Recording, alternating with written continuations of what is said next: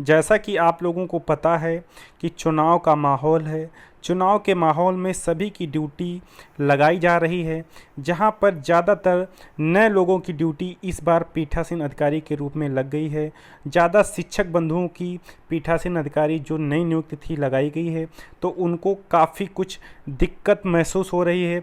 उसी के क्रम में मैं वीडियो बना रहा हूं, जिससे उन लोगों को थोड़ी सहूलियत मिल जाए। मैं आपका दोस्त जेएम कुशवाहा, स्वागत है आपके अपने यूट्यूब चैनल बेसिक शिक्षा बेस्ट शिक्षा में। यदि आप हमारे नए व्यूवर्स हैं तो आज ही हमारे चैनल को सब्सक्राइब कर लीजिए, बेल आइकन को प्रेस कर लीजिए।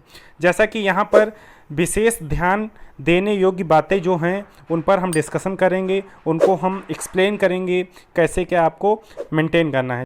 नियुक्त आदेश से अपने मतदान दल के अन्य सदस्यों की जानकारी प्राप्त कर प्रशिक्षण के दौरान ही उनसे सीधे समन्वय स्थापित कर सकते हैं। कहने का मतलब जो आपकी टीम होगी उनसे आप बाय मोबाइल कनेक्ट हो सकते हैं। नंबर 2, मतदान हेतु प्राप्त सामग्री और मतपेटिका का मिलान परिशिष्ट 4 से कर लें ताकि कोई सामग्री छूटने ना पाए। जो आपके पास चेकलिस्ट होगी उसमें सभी चीज़ों की मिलान कर लें जिससे सामग्री छूट ना पाए। मतदान स्थल पर पहुंचने के पश्चात मतदान करने की व्यवस्था के संबंध में साथियों के साथ एक रूपरेखा बना लें ताकि मतदान स्थल के अंदर या बाहर भीड़ जमा ना हो, साथ ही गोपनीयता बनी रहे। आपको जिस कमरे में बूथ बनाना होगा उस कमरे को इस तरीके से मेंटेन करना है कि आने जाने की व्यवस्था सुचारू रूप से हो, भीड़ जमा ना हो पाए, जिससे गोपनीयता भंग ना हो पाए। ये अपनी टीम के साथ डिस्कस करेंगे। नेक्स्ट पॉइंट है, मतदान की पूर्व संध्या पर ही मतपत्रों के पीछे सील लगाकर वार्ड क्रमांक या निर्वाचन क्षेत्र क्रमांक भर लें। हस्ताक्षर भी करते जाएं। पीठासीन अधिकारी के हस्ताक्षर केवल मतपत्र के पीछे होने हैं, ना कि प्रतिपर्ण के पीछे। ये ध्यान देने योग्य बात है कि आप मतपत्रों के पीछे सील लगाकर वार्ड क्रमांक और निर्वाचन क्षेत्र भर लें, साथ में पीठासीन अधिकारी अपने साइन भी कर दे। मतपत्र में साइन करना है।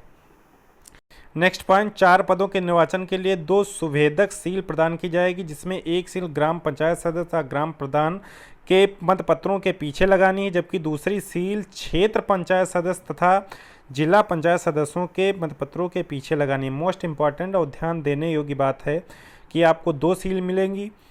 ग्राम पंचायत सदस्य जिसको मेंबर कहते हैं, ग्राम प्रधान, और दूसरी जिसको बीडीसी कहते हैं वह जिला पंचायत, दोनों की अलग अलग होंगी। दोनों को अलग अलग लगाना है, मतपत्रों के पीछे लगाना है। नेक्स्ट पॉइंट, 4 पदों के निर्वाचन की स्थिति में पीठासीन अधिकारी को निर्वाचन नामावली की 4 या 5 प्रति दी जाएंगी।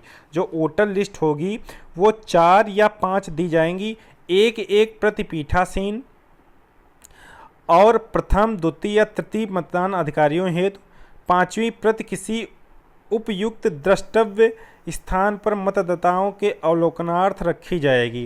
कहने का मतलब ये है कि एक प्रति जो होगी वो पीठासीन के पास और प्रथम, द्वितीय, तृतीय अधिकारी के पास में होगी।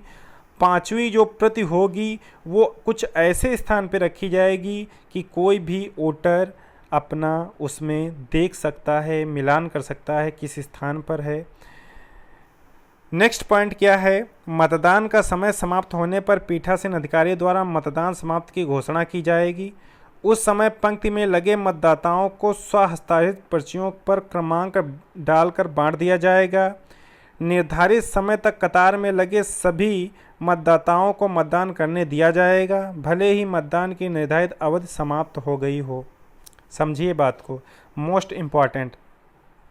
अब यहाँ पर यह है कि अगर मतदान का समय समाप्त हो गया है और पीठासीन अधिकारी ने इसकी घोषणा कर दी है तो आप पीछे से पर्ची बांटना स्टार्ट करेंगे और स्टार्टिंग तक पर्ची बांट देंगे। कहने का मतलब पीछे वाले को 1, फिर उसके बाद में 2, 3 और जितने उस कतार में लगे होंगे उनको आपको वोट डलवाने हैं। उसके बाद में यदि कोई आता है तो आप उसको वोट नहीं डलवाएंगे।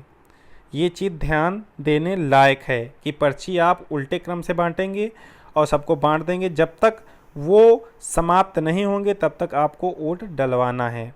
तो ये जितनी भी बातें हैं ये पीठासीन अधिकारी के लिए हैं, जो कि मोस्ट इम्पॉर्टेंट हैं, सभी को जानना और समझना ज़रूरी है।